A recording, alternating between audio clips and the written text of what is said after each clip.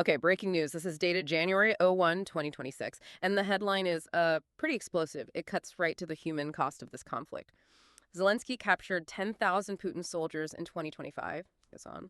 Over 10,000 Russian soldiers captured since start of full-scale invasion. 30% of them did not finish school, 40% have criminal records, and 38% were unemployed before the war. And that information is coming directly from the Coordination Headquarters for the Treatment of Prisoners of War and the Kochuzit Project. That's the I Want to Live project. Their official statement says the Kochuzit project is publishing comprehensive statistics for the first time on more than 10,000 Russian servicemen who have been captured during the full-scale invasion. Tayson, subscribe to Defense Reports, your go-to source for timely, in-depth military and defense reports. I'm Alex. Join me with Arya in the latest deep dive by Defense Report for a sharp, no-nonsense breakdown of the latest in global defense news, military technology, and strategic developments. And today, we're going deep on what those numbers really mean, the human truth behind them, how Ukraine is using some pretty incredible tech to facilitate surrender, and the instability this is all creating inside Russia itself. It's an absolutely essential deep dive. I mean, what we're looking at is a military that relies so heavily on its most marginalized citizens. And we're going to track the systems, both the humanitarian ones and the technological ones, that are designed to encourage their surrender. So our mission today is to really unpack these stats from the I Want to Live project and then connect them to the massive long-term strategic problems for Russia. We're talking about the veteran crisis brewing at home, the systematic abuse of captured Ukrainian defenders, and the huge information war that's used to justify it all.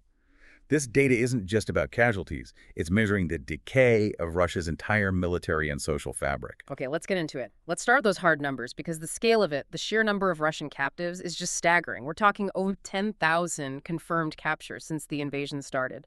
But the thing that really surprised me was the acceleration. That's the critical takeaway, isn't it? The project's data shows that just in the partial year of 2025, more Russian servicemen were captured than in 2022 and 2023 put together. Come on. Yes. That's not just a trend. That is a massive shift in what's happening on the battlefield. It speaks volumes about troop morale. It's a huge acceleration. So on an average week, we're seeing something like 60 to 90 Russian soldiers surrender.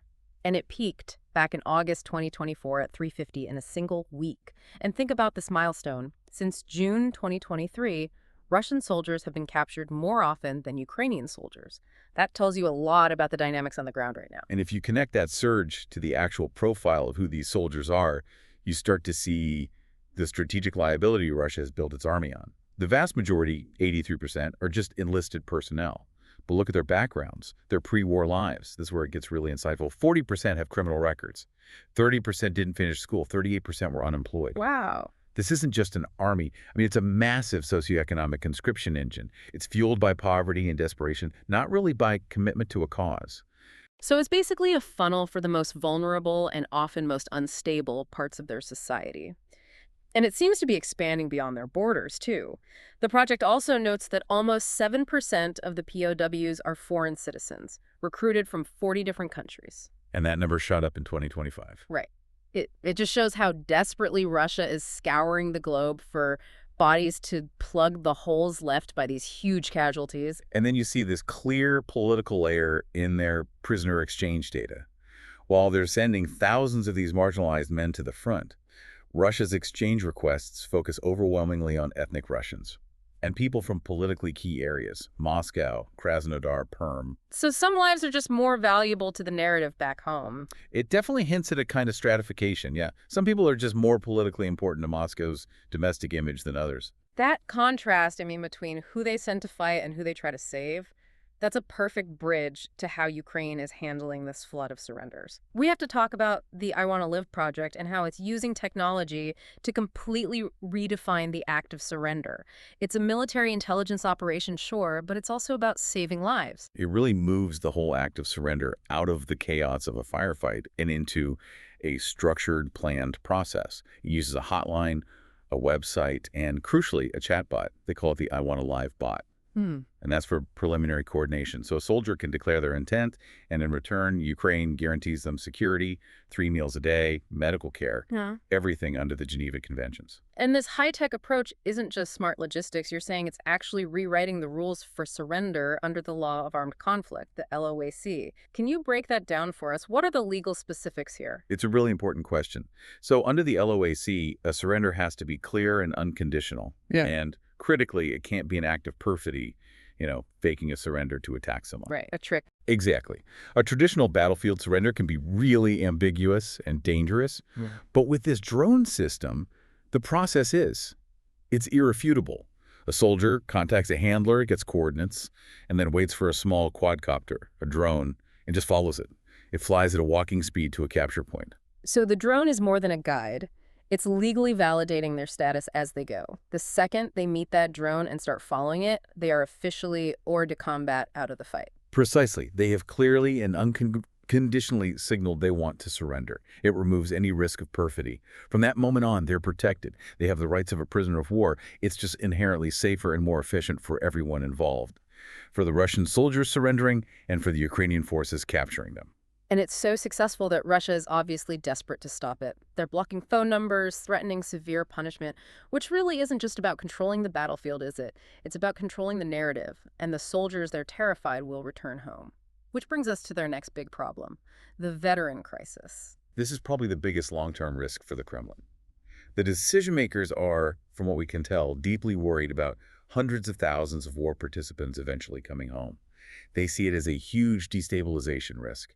They're anticipating a spike in violent crime, organized crime, alcoholism, drug use. All the patterns they saw after the war in Afghanistan. The exact same catastrophic social patterns. And the government's response to this looming crisis is just a masterclass in political maneuvering.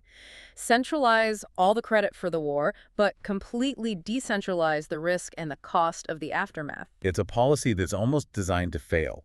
The federal government is just offloading the responsibility for these incredibly expensive reintegration policies. Things like hiring quotas, tax breaks, housing allowances, that all gets pushed down to regional and local government. Which are already strained. Totally. Regions like Zapetsk, Kirov, Tambov, they're already having to revise their budgets just to afford basic veteran support. The result is this patchwork system that's completely inadequate and totally undermines the hero narrative the state needs. And you see that failure playing out in real time. The domestic strain, the rising crime rates. The sources are filled with these horrifying stories. Ex-convicts released by Wagner or guys who enlisted, they come home and commit terrible crimes, like Vitaly Volkov, sentenced to 9 years for murder, or Sergei Klemenko, sentenced for a murder he committed while drinking. The state is just releasing these people back into society with no support. And that reality just clashes so violently with the official propaganda. At the same time, the crackdown on anyone who refuses to fight is getting much more intense. We're seeing soldiers getting really severe sentences for going AWOL, up to 5.5 years. And Russia is using international legal agreements, like the Convention on Mutual Legal Assistance, to extradite soldiers who have fled to other countries. So they're hunting them down in places like Kazakhstan, Armenia, Azerbaijan. Yes, if you're a Russian citizen trying to escape the war, the state is now weaponizing international law to drag you back. The clarity of these domestic failures, it just forces you to look at the flip side, the grim reality for Ukrainian defenders in Russian captivity. I mean, if Russia treats its own returning soldiers with such cynicism, how are they treating the people they call the enemy? The evidence from human rights groups is just terrifying. It shows that torture and ill treatment of Ukrainian POWs are systematic. This isn't random. It's a deliberate policy. It's calculated to break a person's sense of self, their dignity, and to extract military information or force false confessions for propaganda. And the reports mention this standardized procedure, this admission processing, or priomka. It sounds like the initial phase of capture. It is. The priomka is hours of brutal violence right when they arrive.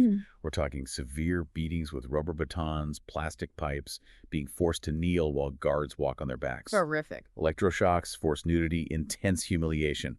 It's a systematic effort to just erase their identity and break their will from minute one. And the reports on sexual violence and the conditions, they're almost impossible to comprehend. They're deeply alarming.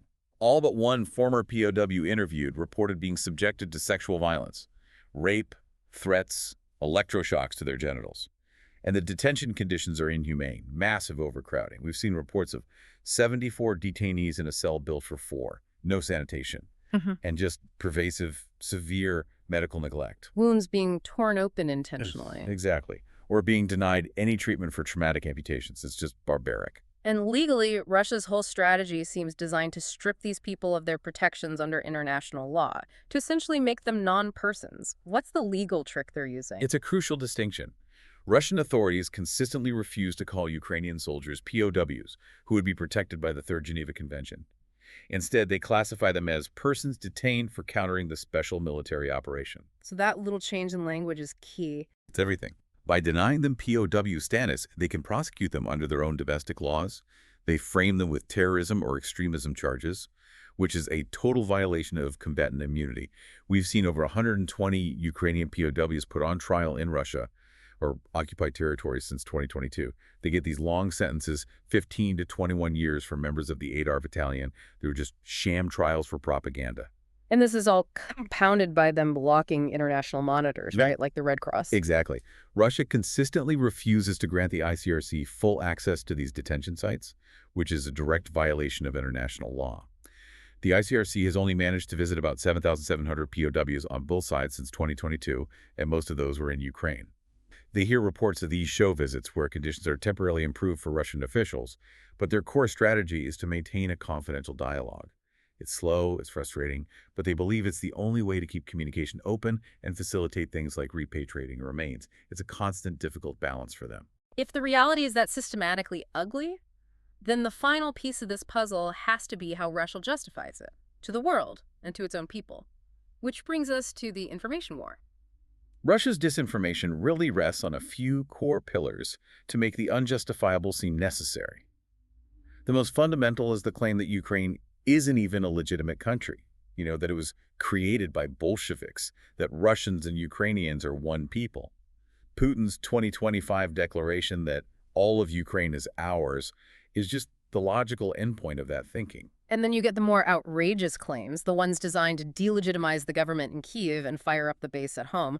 We're talking about the whole denazification narrative, the claims of genocide in Donbas. All of which have been completely rejected by the International Court of Justice and hundreds of genocide scholars. Of course. And the endless line that NATO's eastward expansion provoked it all, that this is a proxy war, which just completely denies Ukraine any agency of its own. The propaganda also veers into the truly bizarre, and that's intended to dehumanize the enemy. Yeah. We've seen these wild accusations that Ukrainian soldiers use black magic or consecrate their weapons with blood magic. Right. The goal isn't to convince anyone in the West. It's to create this existential, almost mystical threat for the audience back home in Russia.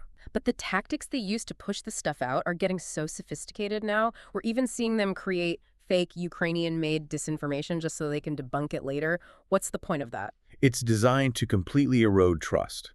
By creating and then exposing these false flags, they just sow total confusion. The average person starts to question all sources, and then Moscow's official line becomes the only safe option. And they leverage this with AI tools. Deep fakes, fake videos of surrender statements, repurposed clips of U.S. actors to claim Zelensky is a drug addict. It's a full-spectrum assault on reality. And we also see them manipulating these really emotionally charged images like the grandmother with the red flag. A classic example. That image became this huge symbol of so-called Russian support, but it was completely twisted. The woman herself later said she regretted it, that she thought the soldiers were Russian and just wanted to placate them. Her house was later destroyed by a Russian strike. That story just perfectly captures the chasm between the Kremlin's manufactured narrative and the brutal reality of this war. So this deep dive has really shown us this complex tension. On one side, you have the operational and, frankly, moral success of Ukraine's I Want to Live project. It's a tech-driven tool for safe surrender that also exposes the sheer demographic desperation of the Russian military. And on the other side, you have the Russian state using systematic abuse and legal tricks against captured Ukrainians, all while a massive destabilizing veteran crisis is building up at home. Which leaves a really important question for you, the listener, to think about. When you look at the high rates of criminal records and unemployment among Russian prisoners, and you pair that with the Kremlin's systematic refusal to grant protected status to captured Ukrainian soldiers, you see two sides of the same strategic coin.